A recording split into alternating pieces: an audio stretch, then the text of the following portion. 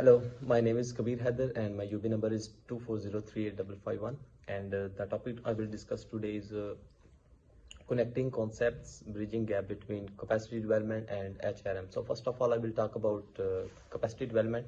Basically, capacity development focuses on enhancing abilities and skills of individual and as organization. Secondly, I will talk about the HRM. It mainly focuses on the employees of an organization to complete organizational goals. If they both are aligned with each other, then it comes under the HRM.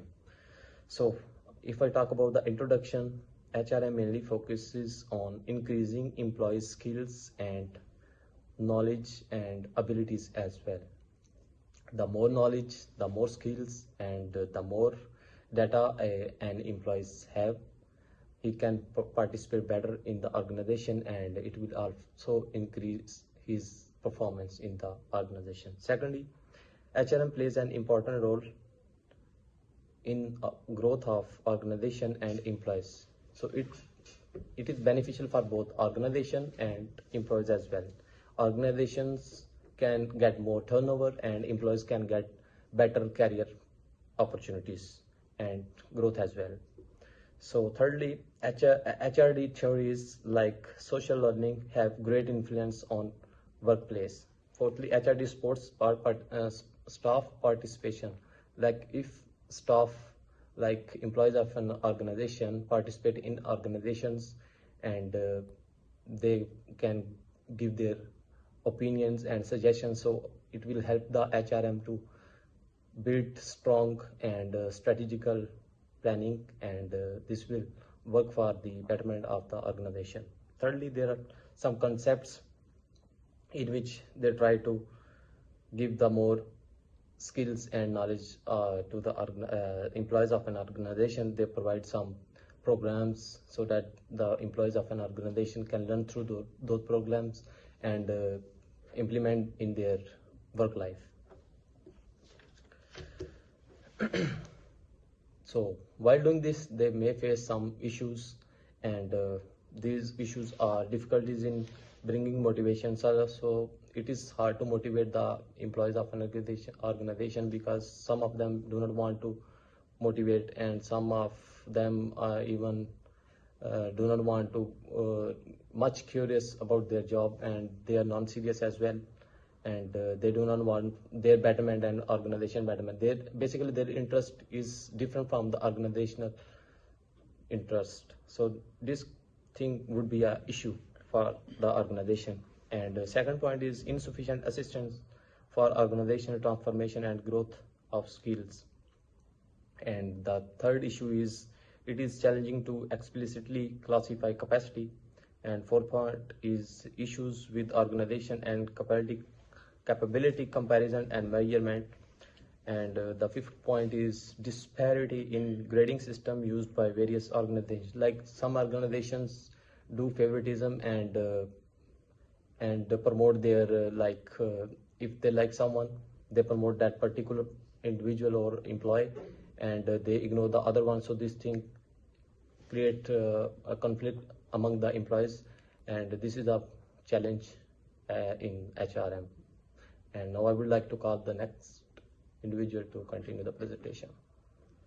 Well, my name is Jasmine Kaur and my UB number is 240303332. Well, I talk about the critical evaluation of the theory. In terms of human resource development theory, it's important to critically evaluate its effectiveness. While the theory advocates for continuous development of skills, the application can sometimes be too idealistic, failing to account for organizational concentrates such as budget, time, or resistance to change.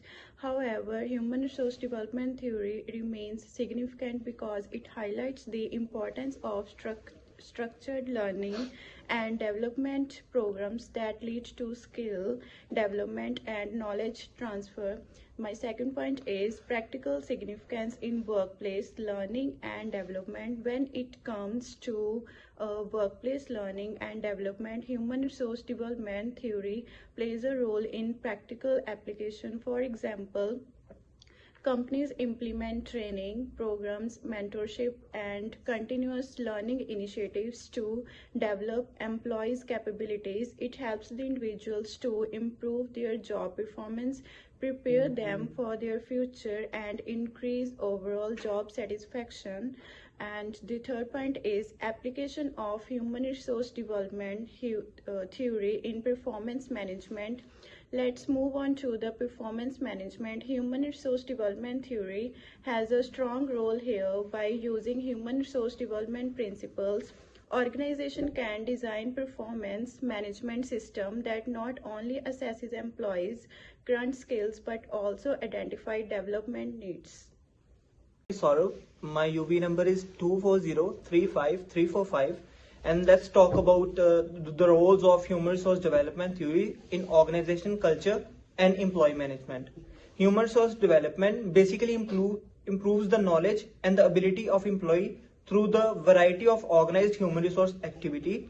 First of all, human resource development helps shape organizational culture, basically the way people work, communicate, and grow together in a company where human resource development is done right in a cultural way.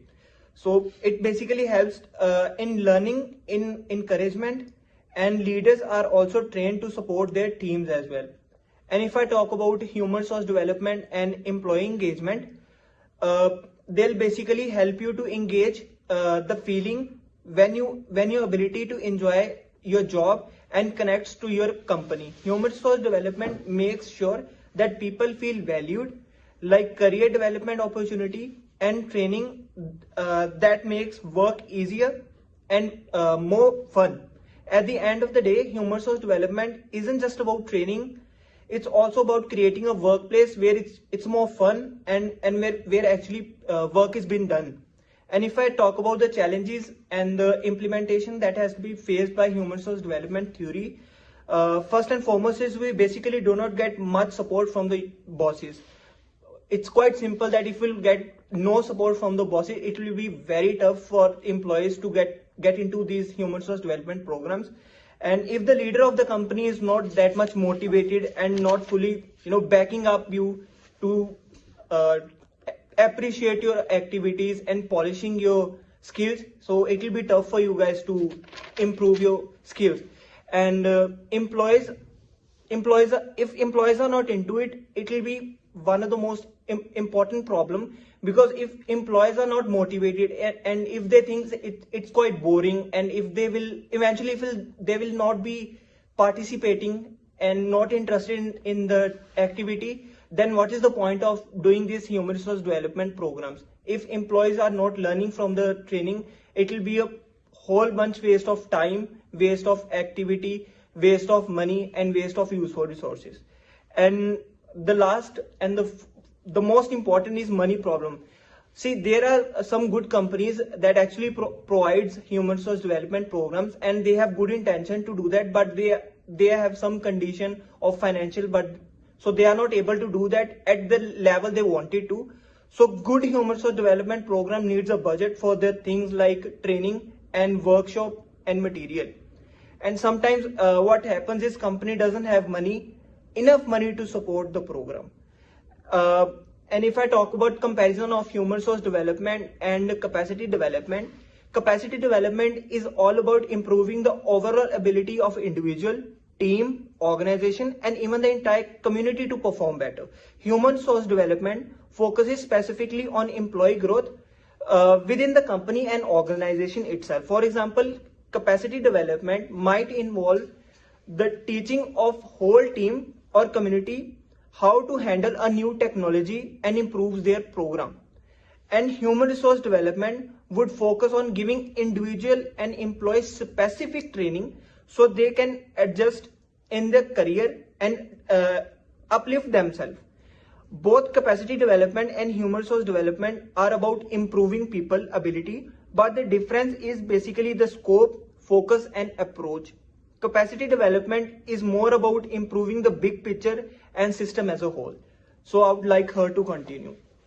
My name is Vishakha and my UV number is 2403291, and I will discuss the case studies and real world applications. My case study 1 is the Global Corporation. This company invests in the both HRD like training programs, leadership development and employee engagement, and CD technology adoption, knowledge sharings, networks, and policy improvements. For example, Google Leadership Training ensures employee development and soft skills, while their innovation hubs fosters creativity and technological capacity. And the case study of 2 is a government initiative, and Indian government skills like initiative focuses on training youth with the employee skills, bridging the gap between education and the job market needs.